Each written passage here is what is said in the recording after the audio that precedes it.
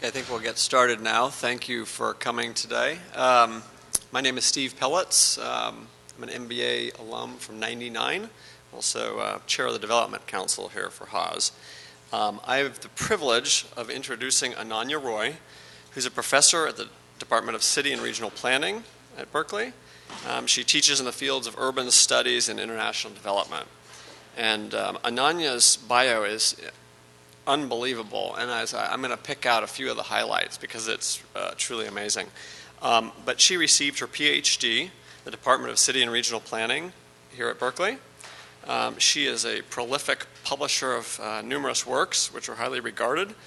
Just to cite an example, she's the author of City Requiem, Calcutta, Gender and the Politics of Poverty, University of Minnesota Press, 2003. She's also co-editor of Urban Informality, Transnational Perspectives from the Middle East, South Asia, and Latin America, Lexington Books, published in 2004, and co-editor of The Practice of International Health, Oxford University Press, 2008. Her most recent book is titled Poverty Capital, Microfinance and the Making of Development. And currently she is co-editing a book with Iwa Ong, which was funded by a number of sources, but including the National Science Foundation.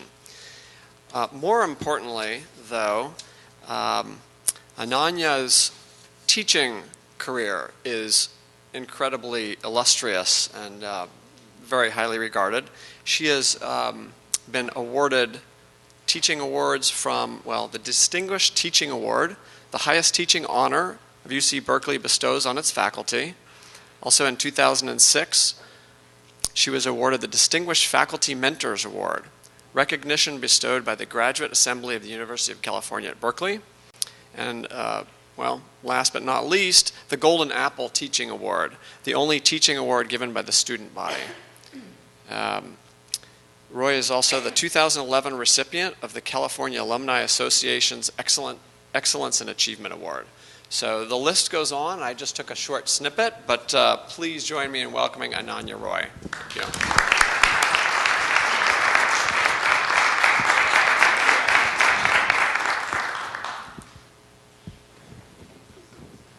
Well, thank you, Steve, for that generous introduction. Good morning, everyone. In this session titled Global Poverty, I'm going to do two things today. I want to share with you some of my own research, and I also want to tell you a little bit about a new center at Berkeley called the Blum Center for Developing Economies, which is a center focused on issues of poverty and inequality. I've been involved in this center since its establishment in 2005, and as part of that work, we've had the opportunity to launch a new undergraduate minor in global poverty in practice, which just in a few years has become the largest undergraduate minor on campus.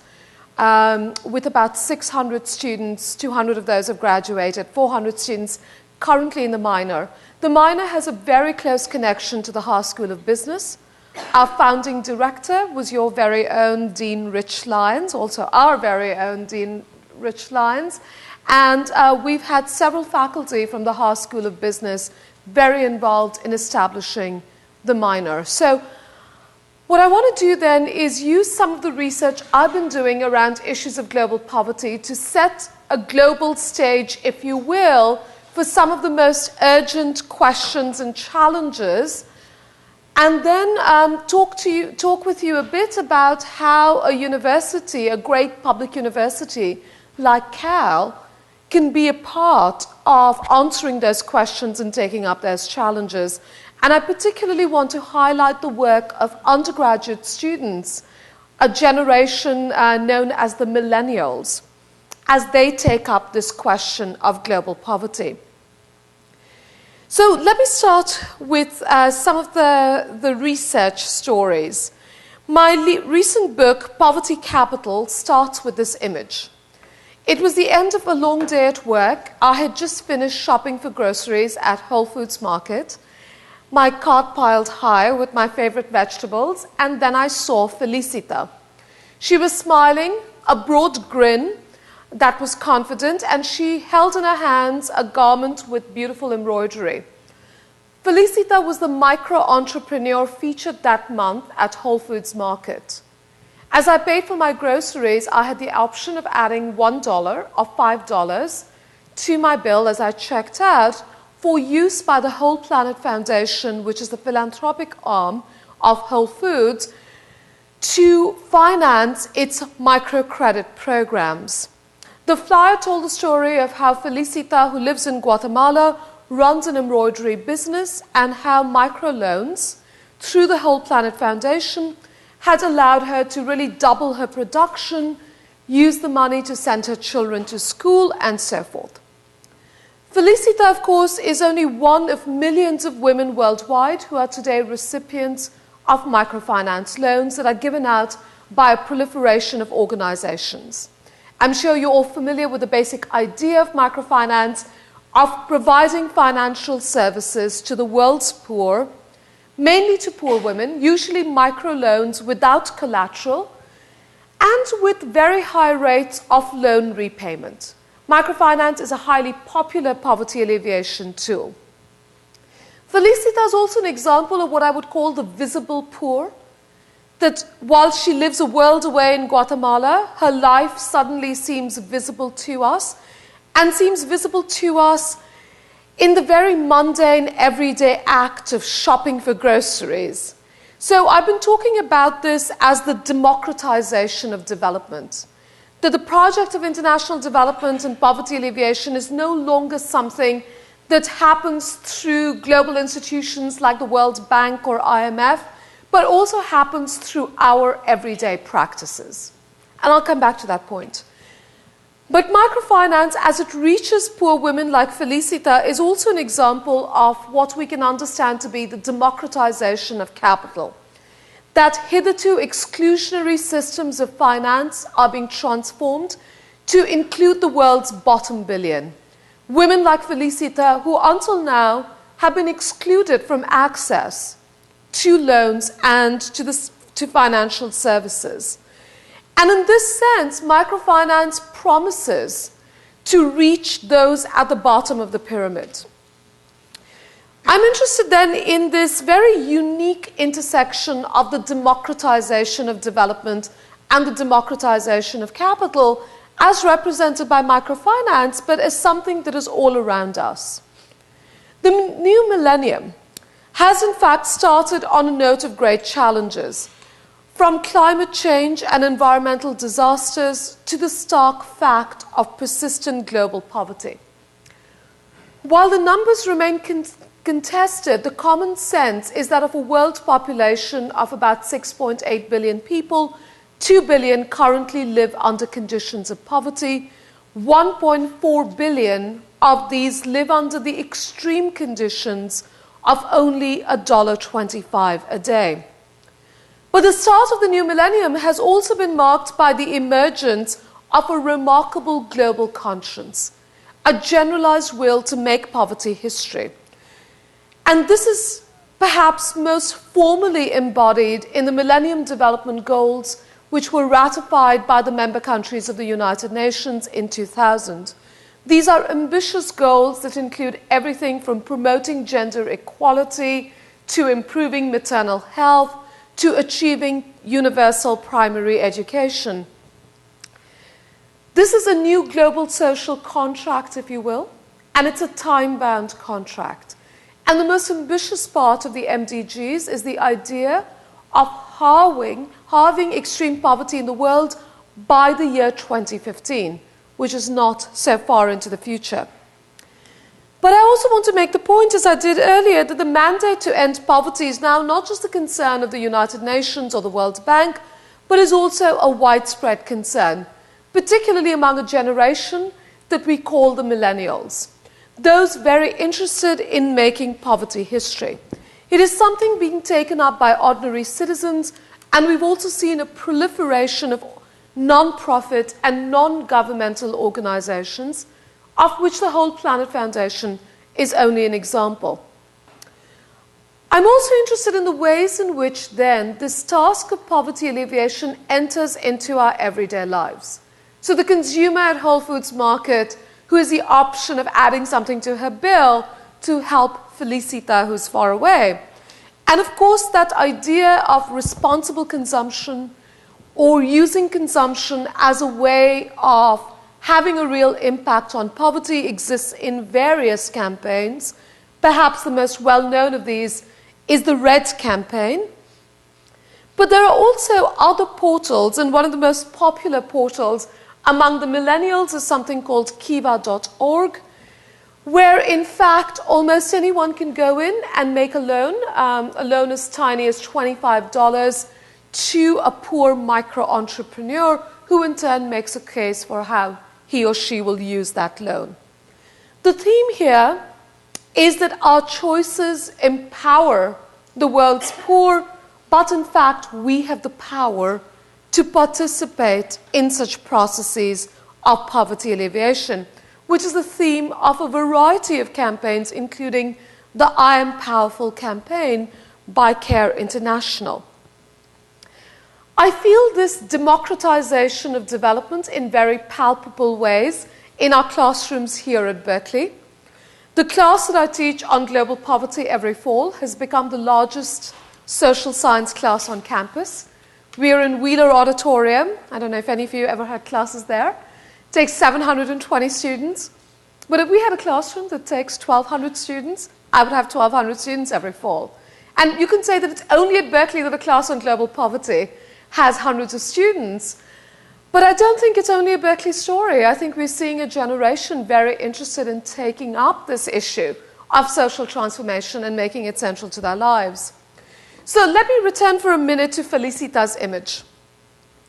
For those of you who've done any kind of publishing, you know that to secure copyright release for an image is an arduous task. You write to an organization or a photographer, and you often never hear back, or you wait months to get the release, and you have to go through all sorts of hoops to be able to publish an image in a brochure or a book or a report that you are publishing. So I contacted the Whole Planet Foundation saying, look, I'd really like to publish Felicita's image and the story that goes along with it in this book. I heard back the next day from them, but I heard back from a young man called Alex Crane, who wrote back and said, well, I served as an intern in Guatemala over the summer, and as part of my internship, I interviewed women like Felicita. I wrote up Felicita's story. I took that photograph. And of course, Alex was no stranger to me. He was in fact a student in my class that fall at Berkeley. He is one of a generation of North Americans and Europeans eager to tackle this urgent problem of persistent poverty, spending their summers in places like Guatemala, and very inspired by poverty alleviation tools like microfinance. So at the end of today's talk, I want to return to millennials like Alex and share with you some of the work that they're doing here at Cal. But let me just spend a bit of time talking about this larger global story of microfinance, which has been the subject of my research. But I also want to use this as an example of some broader questions and challenges at stake at this particular millennial moment, if you will. And I'm going to tell you 3 stories about microfinance. They're somewhat at odds with one another. And I want to think about how we make sense of them. And some of these you may remember from the headlines. They're all stories from global headlines. So, in 2009, as Wall Street was enmeshed in crisis, and as a massive bailout was underway for our too-big-to-fail banks, Citigroup started running full-page ads in the New York Times showcasing their microfinance program. And I know the text is difficult to read, but note the image of a smiling woman, a micro-entrepreneur, similar to Felicita, and this argument about microfinance as a program with maximum impact. Now, much of this ad talked about how microfinance was an example of Citigroup's history of providing financial services to what the ad called traditionally underserved communities. Now, all of this was happening in the context of a financial crisis, at the heart of which we could argue was the collapse of subprime mortgage markets. that at the time that Citigroup was running this ad, it itself was beleaguered by billions of dollars in losses, quite a bit of it stemming from subprime mortgage-related securities. Now, popular narratives framed the crisis of high finance as a failure to properly gauge and price risk. So Tom Friedman, for example, writing almost at the same time as this ad was running in the New York Times, had a column that said, the price is not right. And he argued that the system of high finance was a powerful engine of wealth creation that had the potential to lift millions out of poverty, but, he writes, it relied upon the risk to the market and to Mother Nature being underpriced and to profits being privatized in good times and losses socialized in bad times. Microfinance and these ads posed a very interesting question. Could something like microfinance restore value to Citigroup? And could something like microfinance get the price of risk right? And I'll come back to that story about risk and pricing risk. But what became clear is that in 2008-2009, as high finance was struggling to deal with what many called catastrophic failure, the global microfinance industry was thriving. World Bank reports show that in 2008, microfinance investment funds grew briskly, making microfinance one of the most profitable global asset classes of the opening decade of the new millennium. So there's a story here about helping the poor, but there's also a story here about a new type of finance capital that has an uncanny resilience, one that is seen to be both responsible finance, reaching the poor, but also as something that has a resilience that high finance was seen not to have. So in some ways, the ad poses the question that is central to some of my research: can poverty be converted into capital? I'll come back to that question. The second story, also from New York Times headlines, is from a year later. This ad was 2009. In 2010, the front pages of the New York Times had a very different story about microfinance. One of the stories had this woman, Dee Malama, from South India, from the state of Andhra Pradesh, and the caption read, Dee Malama spoke about her daughter Durgama, who ran away from her village in Andhra Pradesh, India, after not being able to pay back loans from microfinance agencies. The story was no longer of smiling women portrayed as micro-entrepreneurs. It was instead about the widespread prevalence of suicide among microfinance borrowers. And these stories then were testimonials of death and despair, of hardship, abandonment, and suicide, of women who were trying to flee their villages because they were unable to pay back microfinance loans, and also women simply committing suicide. This came on the heels of also a story from southern India of India's largest microfinance organization, SKS Microfinance, that had just completed its first initial public offering. The first IPO in India in microfinance, made billions of dollars, and had important connections to Silicon Valley because one of the main investors in SKS Microfinance was Vinod Khosla, our own venture capitalist. The microfinance suicides engendered a very predictable critique of predatory lending, with critics saying, well, microfinance had now become a Walmart-type enterprise, that it was supposed to empower women, but now these women ended up being slaves. And there was also great anxiety in these New York Times articles about how microfinance in India in particular faced imminent collapse. And in fact, Indian officials were explicitly using the language that microfinance in India risked becoming, I quote, India's version of the United States subprime mortgage debacle. So two very contrasting stories of microfinance. And here's the third, which overlaps with these. So, later that year, writing from Pakistan, also in the New York Times columnist Nicholas Kristof told of the war on terror. And he argued that we need a war waged not through bullets and drones, but instead through microfinance. He argued that microfinance creates jobs and educational opportunities for hundreds of thousands of people, I quote, draining the swamps that breed terrorists. Kristof's message rehearsed an argument made by one of the most famous figures in the poverty debate, Jeffrey Sachs, who heads the Earth Institute at Columbia University. Jeff Sachs, writing only a couple of months after 9/11, had published an essay called Weapons of Mass Salvation. And in it he'd argued that regardless of what the US did, as it launched a war on terror, and as it went searching for weapons of mass destruction, it also had to undertake a war on poverty. And he made an argument about the links between economic insecurity and political insecurity.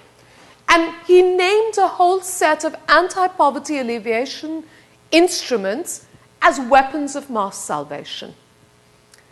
So he argued that in fact there was the need for development strategies that can, I quote, save millions of lives and be a bulwark for global security. And many of us would perhaps agree with this. Nick Kristof, in fact, ended that 2010 column on microfinance in Pakistan by saying that the antonym of militant is often job. That microfinance provides jobs and therefore can preempt terrorism. But the puzzle I want to pose to you, and I add this to the other puzzles I've already posed to you, is that in many parts of the world, including parts of the world where I do research, especially in the Middle East, militancy and microfinance are often fused. So in the Middle East, the largest provider of microfinance is Hezbollah, which is also high on the US's list of terror organizations, and which in fact commands its own instruments of violence. Hezbollah's microfinance program, which I've been studying for many years, is titled Al-Qard al-Hassan, or the Benevolent Loan. Hezbollah skillfully deploys tools of financial management. All of its top executives of its microfinance program have MBAs from the top Lebanese universities. And Hezbollah, in fact, has been so successful in growing this program and running it according to principles of financial sustainability that an article in the Wall Street Journal on this program celebrated it as nurturing a culture of self-help capitalism. So with these three puzzles in mind, I figure that Cal alumni like puzzles, I want to put forward the provocation that all three snapshots, although somewhat at odds with one another, are true depictions of microfinance and are true depictions of the very complex world today of global poverty and poverty alleviation. As a development technology, microfinance first emerged as an antidote to financial exclusion. The idea was to include the poor in financial systems and thereby end the redlining of those without collateral and those without fungible assets. In that sense, microfinance is the democratization of capital. And it would be a mistake to underestimate the revolutionary capacity of such forms of financial inclusion, that in many contexts, including in those villages in South India, microfinance is the only viable alternative to moneylenders who charge 500%, 600% in interest rates per year. But today, microfinance is much more than an anti-poverty tool. It is also a global industry and indeed a global asset class. Under the watchful eye of the World Bank, the microfinance industry has increasingly turned to the rules and norms of global finance. And the debate in the world of microfinance is, has this industry now become too focused on portfolio quality rather than on poverty? Has it become too focused on return on equity rather than on social equity? And as microfinance expands commercially, does it run the risk of becoming a type of predatory lending?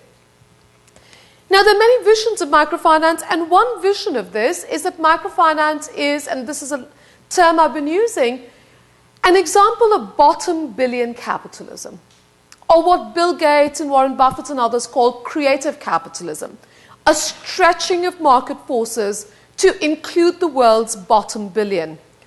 What C.K. Prahlad in that very famous business school text called the fortune at the bottom of the pyramid. So the issue then is, if this is an example of bottom billion capitalism, and if we can hope that this type of bottom billion capitalism will not be predatory, what accounts for the resilience of microfinance? What is the logic of this type of bottom billion capitalism? Well, the microfinance cliche that I'm sure many of you have heard is that the poor always pay back. Well, why is that the case? Why do the poor always pay back? Well, microfinance has perfected the management of risk, including the very serious types of risk that come from lending to the world's extreme poor. And quite a bit of this has to do with the gendered social practices of microfinance, of lending to women, but lending in groups, of keeping a very close eye on the social life of these groups. Microfinance, as one economist put it to me in an interview, works through the mystical and transcendental practice of monetizing the promise of a poor woman who has never before touched money. And another economist added to that by saying, yes, and microfinance does that in places where Americans are scared to drink the water. So this is very much the idea of these bottom billion markets. And what I'd like to suggest to you is that microfinance is not the primitive past of modern finance capital. It is, in fact, perhaps the future, that increasingly high finance itself will have to think about these bottom billion markets. We'll have to think about how to make subprime markets work without collapse, without catastrophic failure. And it's this experiment, and it's a grand global experiment, that I'm calling in my work poverty capital.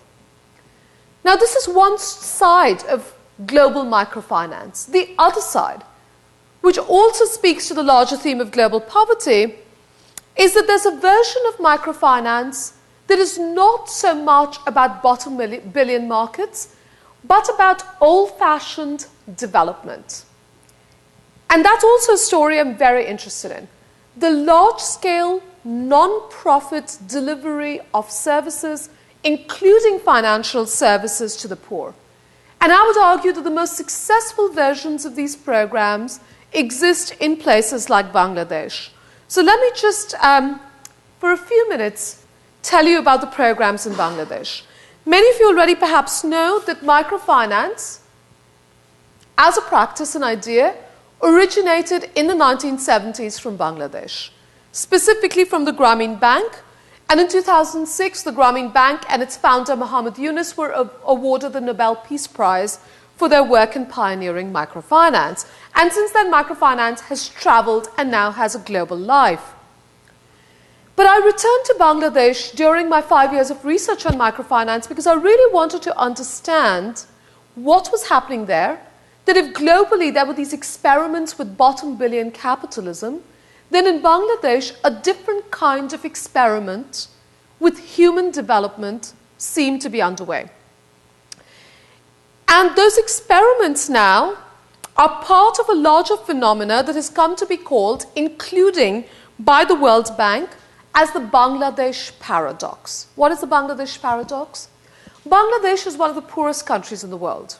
Even worse, for a long time it has been what Kissinger famously called the basket case of international political relations.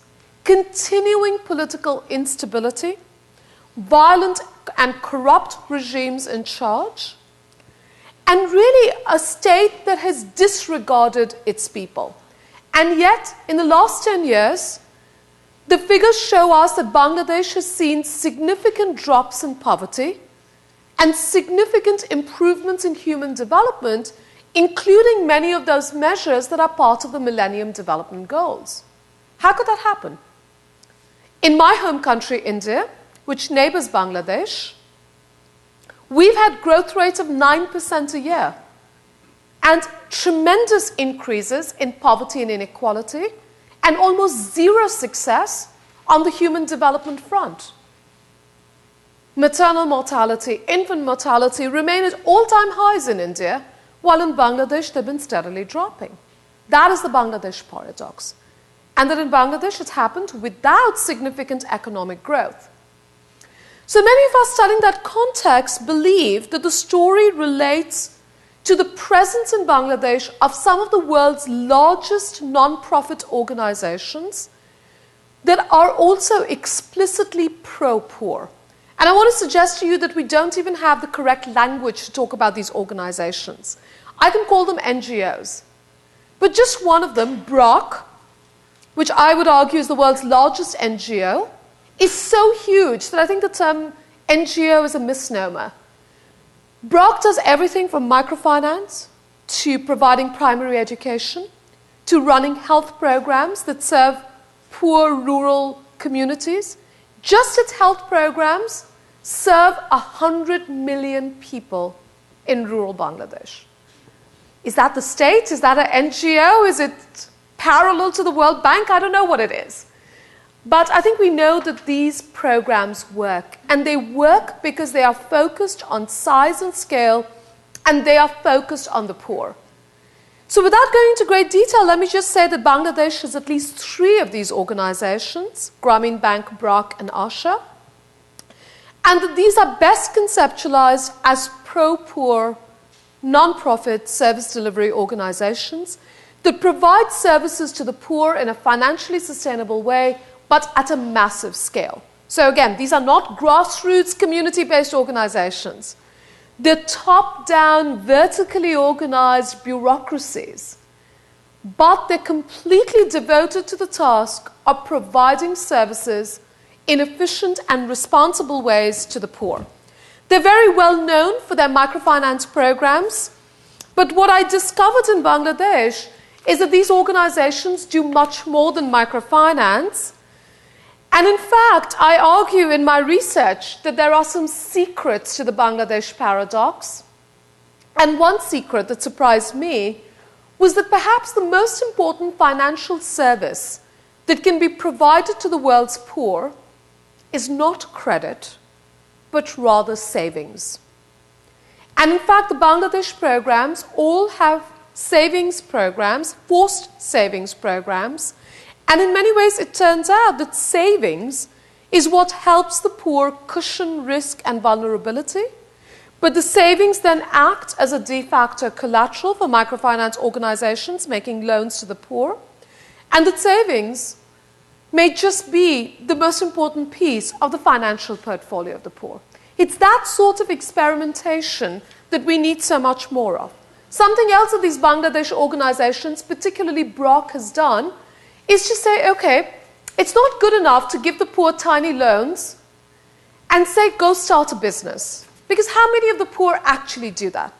It turns out not very many. Most poor households getting microfinance loans use those loans for household consumption.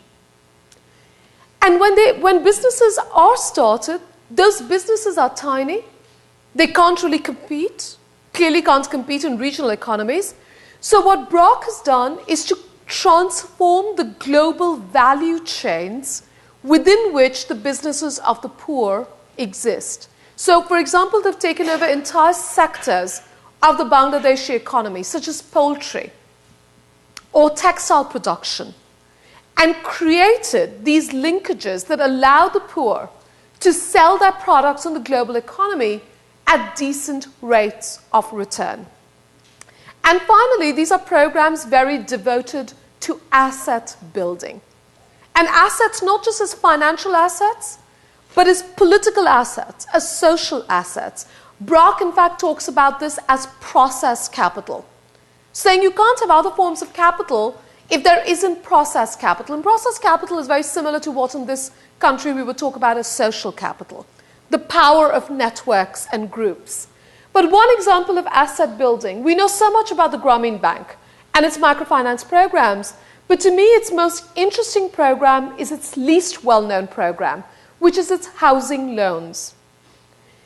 Again, in a context of incredible poverty, the Grameen Bank makes tiny loans to poor borrowers who are interested in building some sort of shelter.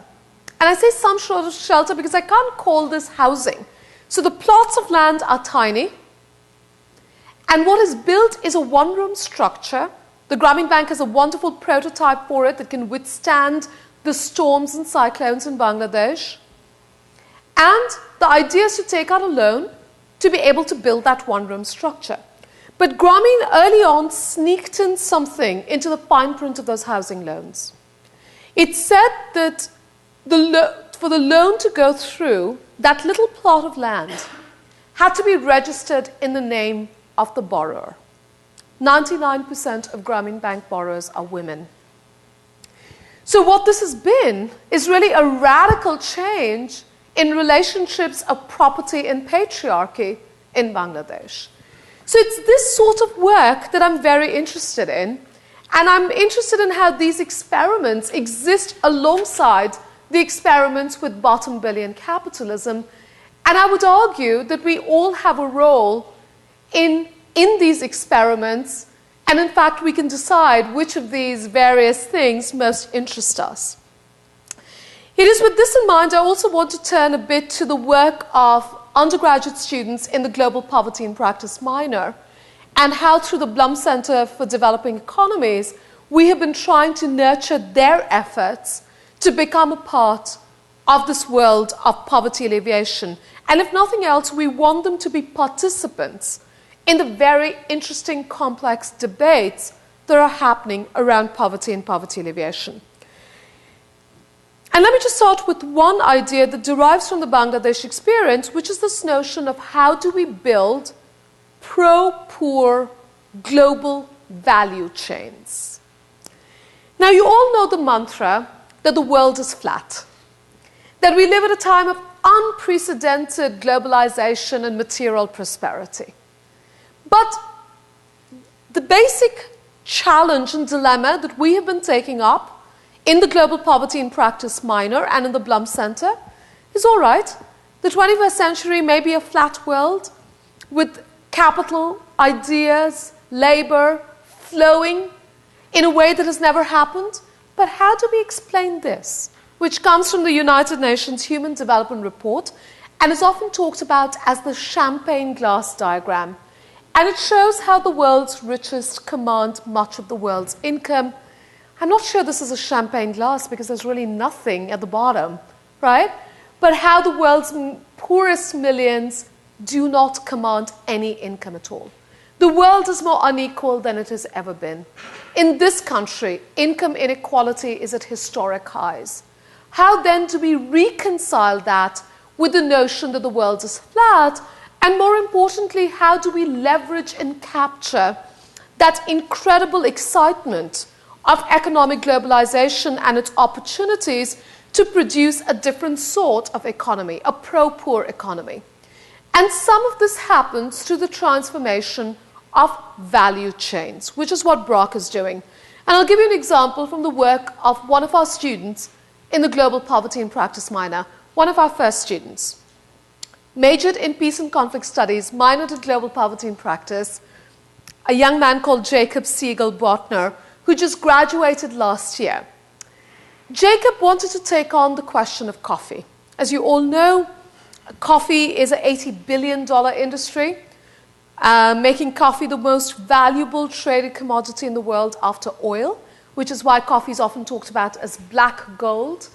But while we all pay hefty prices for our lattes and cappuccinos, coffee farmers remain some of the poorest people on earth, making about a cent, 1 cent at best, for every dollar worth of high-quality coffee sold in North America and Western Europe. In fact, some of the poorest parts of sub-Saharan Africa, the parts of Ethiopia, for example, that have been most prone to famine and desperate poverty, are also some of the world's most important coffee-producing regions. So coffee is a great example of a global commodity whose value chain is really messed up, is anti-poor.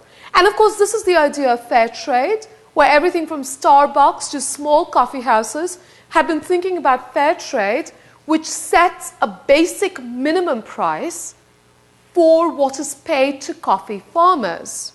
And fair trade interventions have been very important. So interested in all sorts of things like this, drinking coffee every day, Jacob, as a sophomore, decided to head to Rwanda for 8 months.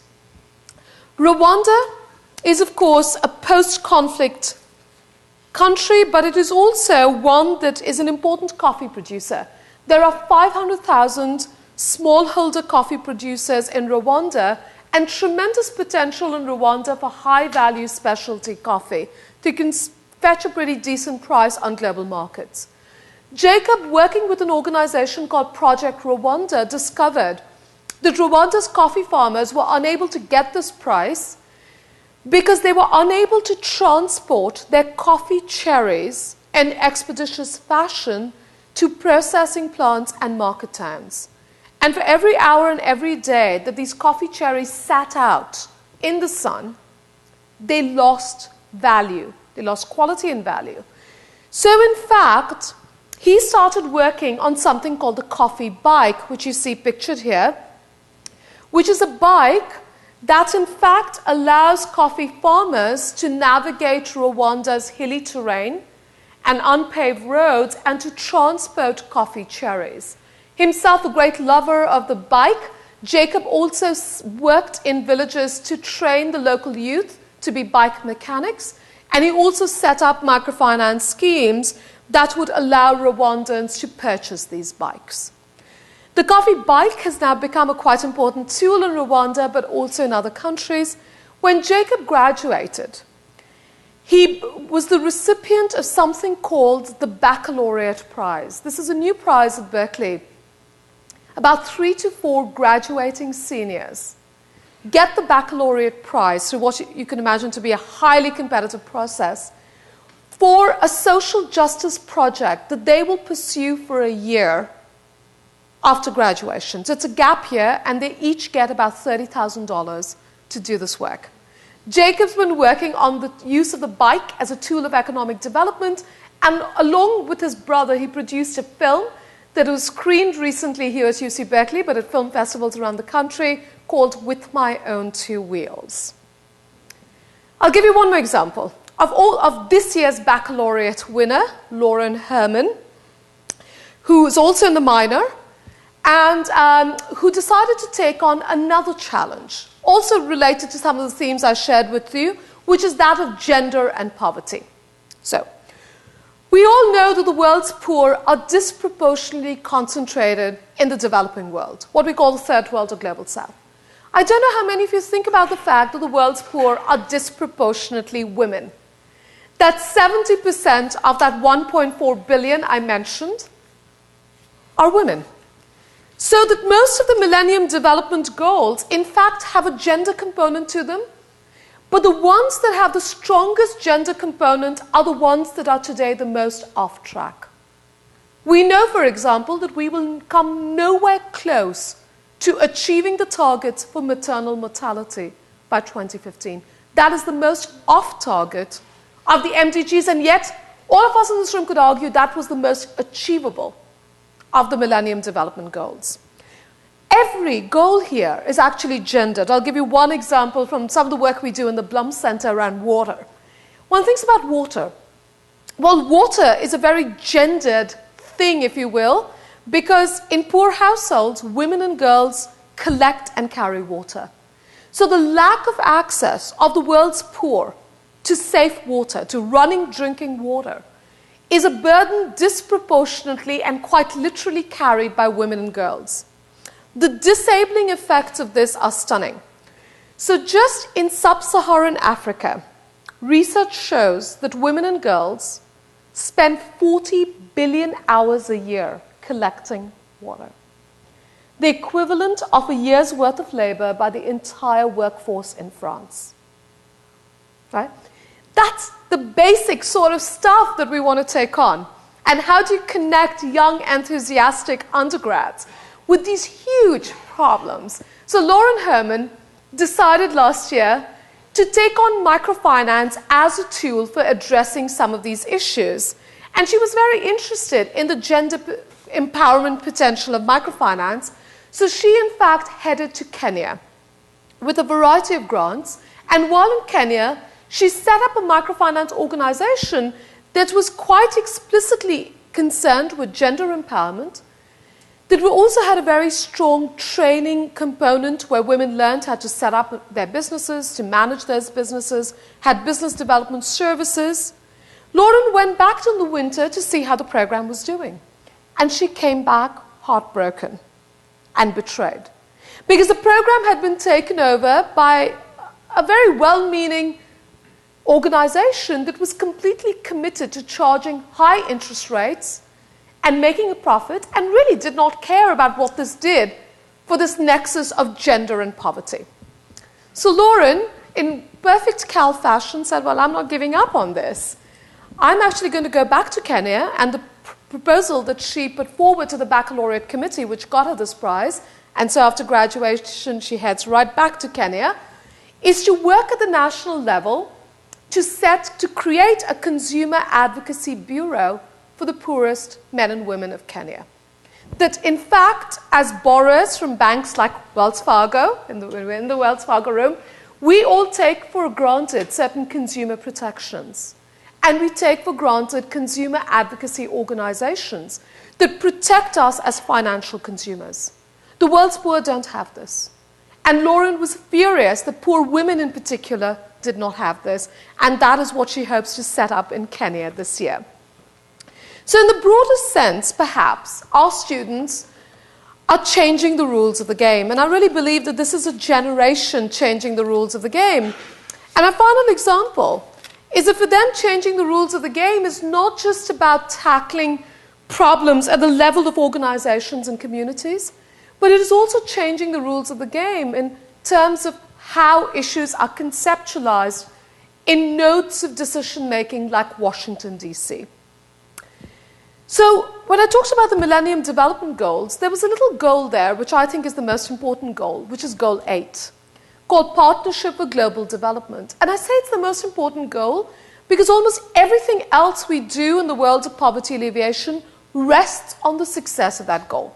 That goal asks rich countries to allocate at least 0.7% of their GDP to overseas development assistance. Now, I didn't say 7%.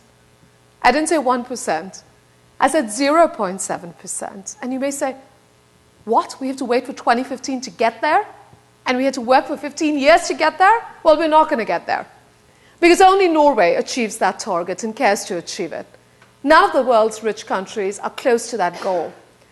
But that goal is really important because it shows a commitment to the financial resources that are needed to make a dent in some of these problems.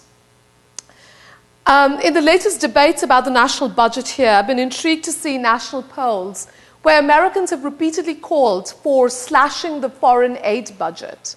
And in those polls, Americans have expressed the view that 10 to 15% of the American budget goes to foreign aid. Not so. It's 0.16%. Right? So our students have also been very interested in entering into these important public debates here in the US around decision-making. And many of them would argue with us in this room and say the one thing they can do for poverty is to change how decisions are made in Washington, D.C., or in Brussels, or in Tokyo.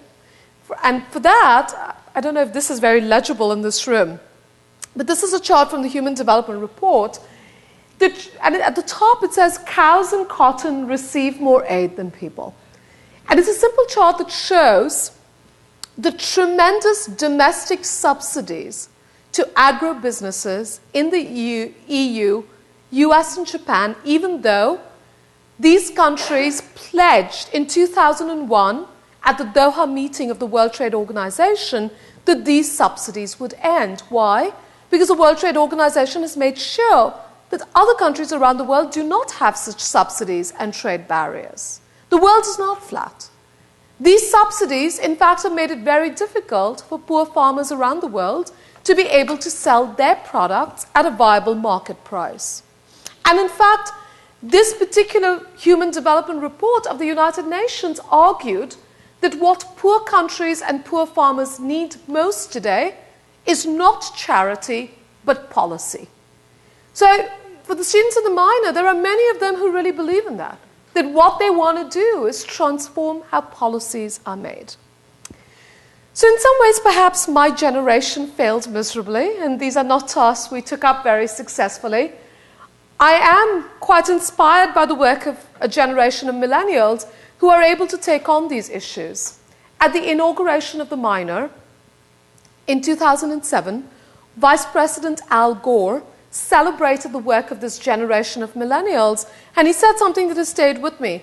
He talked about how these young men and women are weavers, that when the fabric of a society and of the world is frayed, it is the task of a university to weave it back together. And President Clinton, a year later, also speaking to students in the minor in Zellerbach, said something similar. He said that we needed to think about the role of the university in nurturing those who can create global communities. So this is what the minor embodies, an ethics of global citizenship that can hopefully tackle not only questions of charity, but also questions of policy.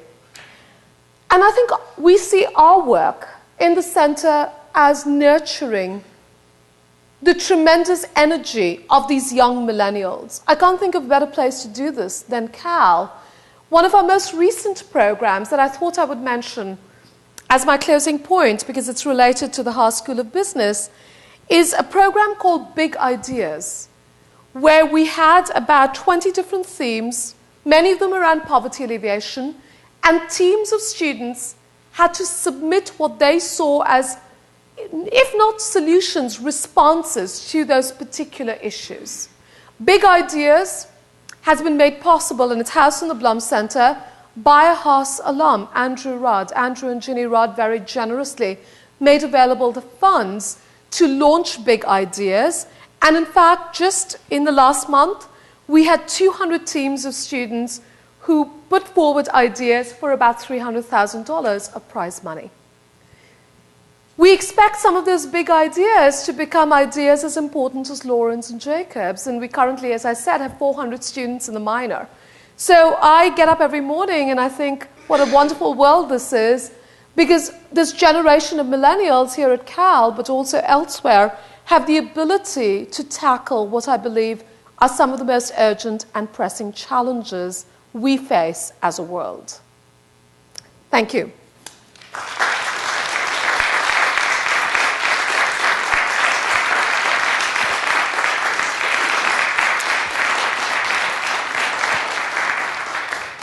So, should we take some questions, comments?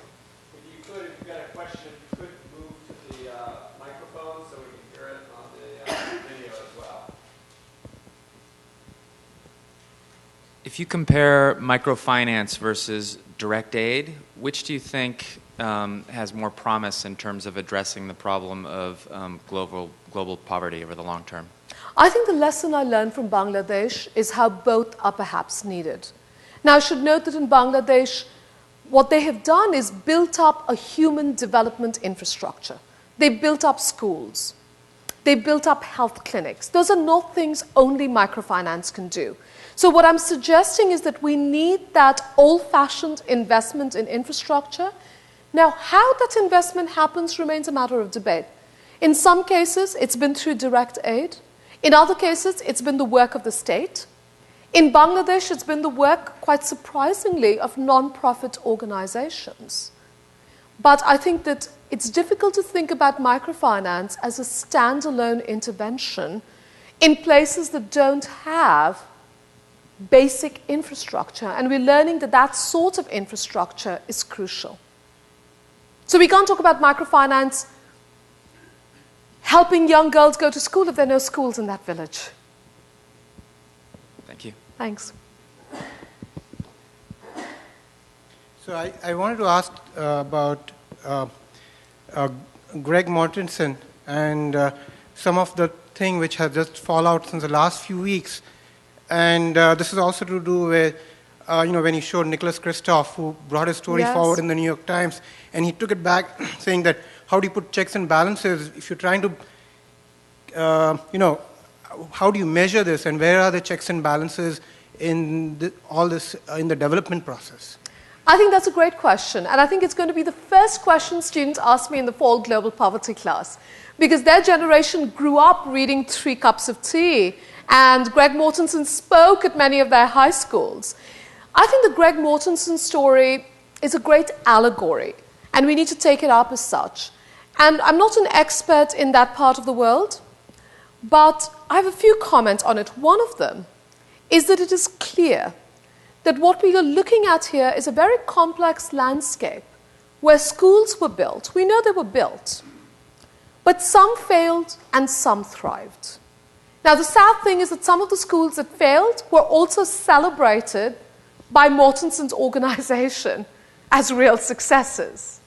And that is a mistake. Some would call it fraud, but if nothing else, it's a mistake. What I wish we had seen much earlier in the Greg Mortensen story is for him and his organization to tell us why in places like Afghanistan, for example, some schools failed and some schools succeeded. I come from a discipline of city planning where we're very focused on best practices. It may be the case in business as well. I don't think we spent enough time learning from failure. And I think there's something very important to be learned from the schools that failed. That's not the story that Greg Mortensen gave us. And I wish it had been the story he'd given us, because I think that would have been a bigger contribution to poverty alleviation and development than the story that I found the silver bullet for poverty alleviation, and that's by building schools in this way. Now, in his defense, I would say that if he had given us that very complex story, he wouldn't have been a cult figure. His books wouldn't have been New York Times bestseller list books. He wouldn't have spoken in all those high schools. So one of the things we're trying to get our students in the minor to think about is how do they tell their complex stories? So that when they come back from their practice experience, they have to take a reflection class where they write everything from a report for an organization to an op-ed piece. How would they write for a newspaper and tell the story of the work they did or the organization they worked with? So I think there's a real story here about what it means for some schools to survive and not. And then there's a story about what do we all want to hear and why are we so attracted to certain stories of success? I just feel that because his story was so perfect, and now that you see it, you see a backlash, that his thing was, everything is wrong. And there's some takeaways from that. But that's right, and it's parallel to the microfinance story, right? Where microfinance, particularly the Grameen Bank, was celebrated as the world savior, and then suddenly Muhammad Yunus was being vilified, and of course he's being vilified in Bangladesh today. So yes. Thank you. You mentioned the U.S. budget discussions, and I'm wondering, how would you explain to American voters why they should care about what happens to poor people in this country? And from your studies of global poverty, what happens when countries exceed a certain level of income inequality? And by this country, do you mean poor people here or poor people around the world? Yes. So again, in the minor, for example, we spent quite a bit of time thinking about poverty everywhere. So when we talk about global poverty, we mean poverty not only in the global south, not only elsewhere, but also poverty here. I'm very proud to be part of a campus that I think has done some of the best research on income inequality and its effects. So in fact, some of the most path-breaking research showing that income inequality is at this historic high. Figures that I'm sure you all know, that the top 1% of American households now command more in income than at any other time since 1928. That research was done by 2 economists, Thomas Piketty and Emmanuel Saiz. And Emmanuel Saiz is here at the economics department. And last year he was a recipient of the MacArthur Genius Award. The effects of this are many. One could argue, as Bob Reich in his Wealth and Poverty class does, and Bob is also part of our Global Poverty in Practice minor. Bob Reich, as the former US Secretary of Labor, has argued that this sort of inequality dampens economic growth, that it creates an economy that it cannot, in fact, produce economic innovation, and ultimately this slows down economic growth, setting aside issues of redistribution and what this means socially. A very recent book, co-authored by a faculty member here in political science, is called Winner Take All Politics.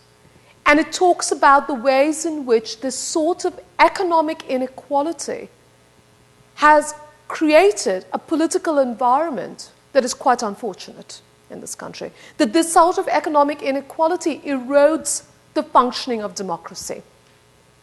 So, in fact, we take on many of these issues because we want our students not only to think about and work on poverty and inequality elsewhere, but also right here. And one of the practice experiences that some of the first students in the minor did, and we've been learning from them, this was a student called Emma Shaw Crane. And Emma was one of the first graduates of the minor. So she graduated in 2009. She was the winner of the University Medal. If you did your undergraduate here, you know what the University Medal is. It is the medal that goes to the senior graduating from Berkeley with the highest GPA. So she gave the convocation speech in the Greek Theater. And Emma's now in Bogota, Colombia on a Fulbright. And she also won the baccalaureate prize. Emma's speech was about the work she did in the minor at a school called BTEC in Berkeley, maybe 1.5 miles from this campus. It's a remedial school for high school dropouts. She worked there for 3 years with young black men, mainly, who she argued would never have a chance to be at a 4-year college, let alone Berkeley.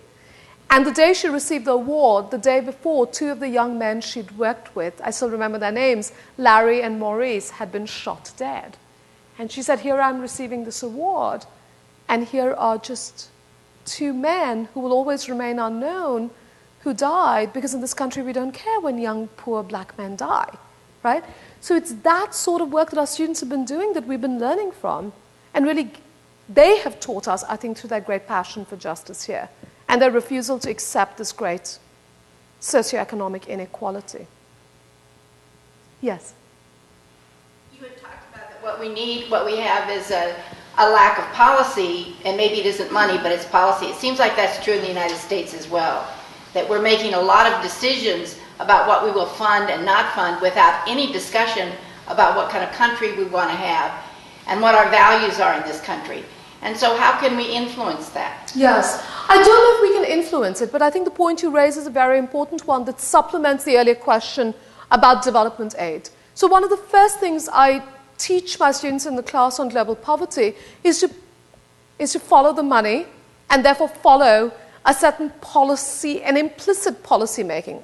What I mean by that is that it's important for us, I think, to continue increasing the foreign aid budget until we meet the basic Millennium Development Goal that countries ratified and promised that they would meet. But I also think we need to think about how this money is spent. So one of the countries I study is Egypt. And well before the revolution of 2011, it was clear to us, to those of us who study Egypt, that Egypt is one of the largest recipients of American money in the Middle East. Israel and Egypt are at the top of that list. And yet on the ground, the American development money has not made a dent in poverty and unemployment. And unemployment in Egypt is of a very unique kind. It's college graduates who do not have jobs. That's what exploded in Tunisia and Egypt. This social revolution was coming, right? But why not? Well, because you track that US development money. Much of that money has been earmarked for military purposes. So for Egypt to acquire weapons, it funds Egypt's defense budget. But how does Egypt acquire those weapons? It buys it from American military contractors. It funds us. Now that's wonderful. We can say this is actually not, it is development aid, it's development aid to our defense companies. That's great. Let's call it that then. Let's not say we also expect this money to address economic and social problems in Egypt, because they're not. So I think that's partly what I mean about all of us as citizens taking on the issue of policy. Because this is policy making by our elected representatives. And nothing else, it's our money. And that's my little libertarian streak, perhaps, but yes. Do you want me to come up to the mic? Yeah, please do. Yes, and maybe sorry. we have time probably for 2 more questions. Would Okay. that be fair? Yes. The generation of millennials has grown up surrounded by incredible technology. What role do you believe technology will play in alleviating global poverty? And of course, that question is a very important one. Quite a bit of the work that we do on the research side in the Blum Center for Developing Economies is about the use of technology in tackling some problems. So our work has been in mainly 3 areas: safe water and sanitation, renewable technologies for the poor, and the third is the use of wireless technology platforms to provide services to the poor. So on the water and sanitation side, it's been everything from arsenic remediation in groundwater in places like Bangladesh, what Ashok Gadgil, our senior scientist, talks about as the largest mass poisoning in human history. Thousands dying from the groundwater. So that's, one, or the creation of water purification devices, and our students have been spending their summers in slums in India testing those devices. In technologies for the poor, again, the work of Ashok Gadgil has been to, for example, redesign cook stoves. He's been working in Darfur, along with some of the students in the minor, where he's been trying to create, using the supercomputers in Lawrence Berkeley National Lab, trying to redesign the cook stoves that refugee women use in Darfur so that they're more fuel efficient. Because women have had to forage for fuel, putting their lives at risk, but they've also had to use much of their resources to gather fuel. And on the use of wireless technology, we've had Eric Brewer, a professor of computer science, who for a while has been thinking about how the cell phone may just be the most important technological platform for the world's poor. It's not going to be the computer, it's going to be the cell phone, and what sorts of services can be added on to the cell phone. So one new experiment at the Blum Center has been the use of a microscope attached to the cell phone, where in fact that can be linked up to a network of health clinics. So I think we're seeing many different experiments with this, and we've taken this very seriously. We have a new undergraduate class on campus now on technology and poverty that we offer as part of the center. Maybe one last question. Yes? The Israel-Egypt thing about the use of money. Now, a couple of us are taking a class from another Berkeley professor, and Shashi has a chart that shows, in a non-military situation, how very little of the money actually ends up locally. His estimate is 5 to 10%. Yes. So it's not just a military Egypt thing. It's, people work for NGOs who feel like they have to fly business class to, go to Afghanistan. So how does that thing work longer term when, you get a come on for a particular contribution, and that only 5 cents on the dollar is actually going to go to actually helping people? Absolutely. This remains a problem that plagues overseas development assistance. And it's, when Larry Summers was Treasury of the Secretary of Treasury, he, in one of his presentations to the US Congress, boldly claimed that for every dollar America spends on foreign aid, $1.50 is returned to the US, and it's returned through contracts, and it's returned through purchases. And we know that so much of the money never even leaves the US. So I think this remains a challenge, and this is why, of course, aid has come to be discredited. And yet it does not have to be this way. And I think that we can clearly think about examples where, in fact, a different type of aid complex is at work. But that means a willingness on all our parts to get involved with how USAID spends its money, which is a bilateral that we quite directly control. It also means thinking about other lines of aid, and I think in recent years there's been a shift towards thinking about how to more directly fund non-profits and non-governmental organizations. And I think the European bilaterals have been much more successful at that. So some of the funding that has come into Bangladesh that has been very useful and productive has come, for example, from Norway and Germany. Maybe one more? One more. Okay. We'll do it. All right. Yeah. In your work, do you differentiate between providing services and NGOs that work at empowerment of people at the grassroots level, particularly women? I don't make that distinction because the organizations I've had the privilege of studying do those two things simultaneously. And they do them really well. And I think that, I think the Bangladesh case is an unusually interesting one. But clearly, the empowerment has happened while providing services. So I talked about BROC, which provides these incredible health services for diseases, everything from tuberculosis to malaria, provides microfinance, provides schools, but it also organizes women, because it mainly serves women, into these village organizations that are groups of 30 to 40 women. And BROC, after a while, disappears in those village. It keeps providing services, but the village organizations run on their own. And it's now become clear that in rural Bangladesh, many of these women who are part of these village organizations have been running for political office and are transforming the political lives of their communities. So at least in Bangladesh, those two things have been wedded, and I would argue that good development projects link those two things. That's what Lauren is hoping to achieve in Kenya in this coming year. Thank you. So thank you, Ananya. I know you've got a busy schedule. I appreciate your taking the time this Saturday to present to this group. And I think the university is very fortunate to have you. And I wanted to present you a small gift as a token of our appreciation. So please join me.